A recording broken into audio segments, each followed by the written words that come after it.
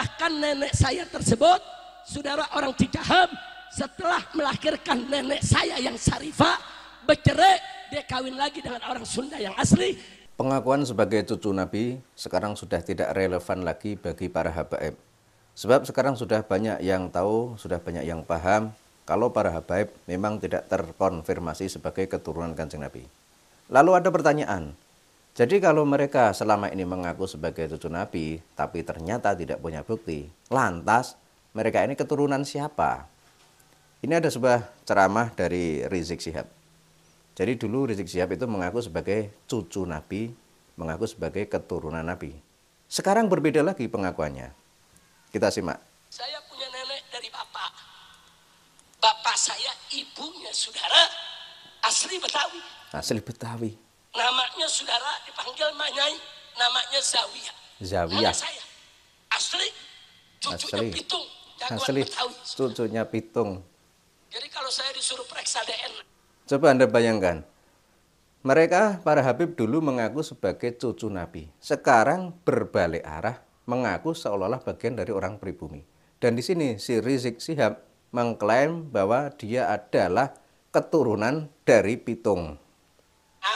Ada DNA Arab, ada DNA Betawi juga sudah. Ada DNA Arab, ada Nggak mungkin dong DNA DNA Betawi. Betawi nggak ada. Orang darah Betawi ada dalam tubuh saya, betul? Nah ini kan sudah melenceng lagi. Padahal dulu klan Ba'alwi atau para habaib dari Yaman itu kan sering mengaku kalau mereka ini adalah keturunan Kanjeng Nabi dari jalur lelaki. Artinya dalam pernikahan mereka, baik mereka maupun generasi sebelumnya, tidak ada percampuran dengan klan lain kecuali klan mereka sendiri. Artinya mereka itu dalam pernikahan cuma sesama klan Ba'alwi saja.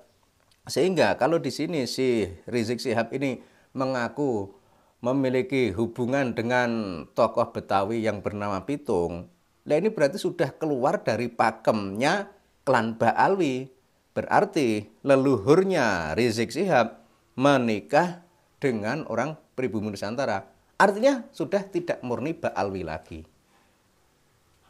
Terus nenek dari ibu saudara, saya punya kakek nenek dari ibu saudara, orang Cicahem. Cicahem. Nenek saya orang Sunda, Nah ini asli Kato loh. Cicahem, saudara.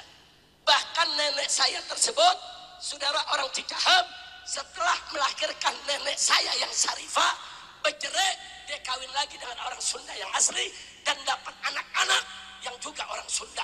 Mamang saya, saudara. Saya punya nenek dari... Jadi aneh ya pengakuan klan Ba'alwi itu ya.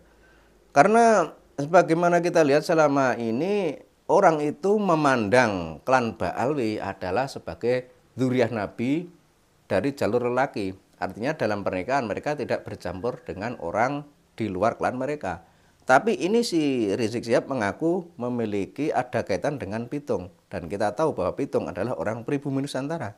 Meskipun pengklaiman dia sebagai keturunan Pitung juga sangat dipertanyakan. Dia mengklaim sebagai dzurriyyah Nabi tidak terbukti. Sekarang mengklaim keturunan dari Pitung. Ini apa-apaan? Jadi makin lama makin orang itu makin bosan karena seringkali apa yang mereka sampaikan itu banyak bohongnya. Sekarang bilang A, besok bilang B, besoknya bilang C. Jadi kalau gini terus bagaimana mungkin orang Indonesia, orang Nusantara akan percaya lagi kepada klan Ba'alwi? Karena setiap saat ucapannya berubah. Sekarang mengklaim keturunan Pitung. Dulu mengklaim sebagai dzurriyyah Nabi. Dulu meminta Habib tes DNA untuk memastikan kevalitan nasabnya. Nah sekarang rame-rame menolak tes DNA. Jadi memang kelompok ini ya kelompok kacau. Sehingga kita itu orang Indonesia, orang Nusantara harus sadar bahwa Anda itu cuma ditipu dan dibohongi. Jadi jangan percaya Anda kepada klan Ba'alwi. Karena mereka itu mengaku-ngaku sebagai dzurriyyah Nabi cuma untuk kepentingan mereka. Untuk kepentingan kelompok mereka. Dan kita orang pribumi Nusantara diminta atau dianjurkan untuk memuja mereka. Ini kan sebuah tindakan yang sama saja dengan penjajahan.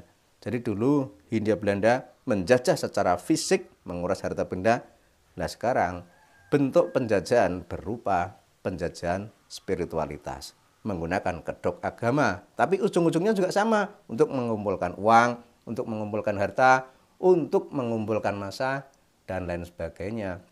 Dan kita harusnya juga sekarang itu kembali ke kiai dan ulama Nusantara, karena merekalah sebenarnya yang punya jasa besar terhadap kita, terhadap bangsa dan negara kita.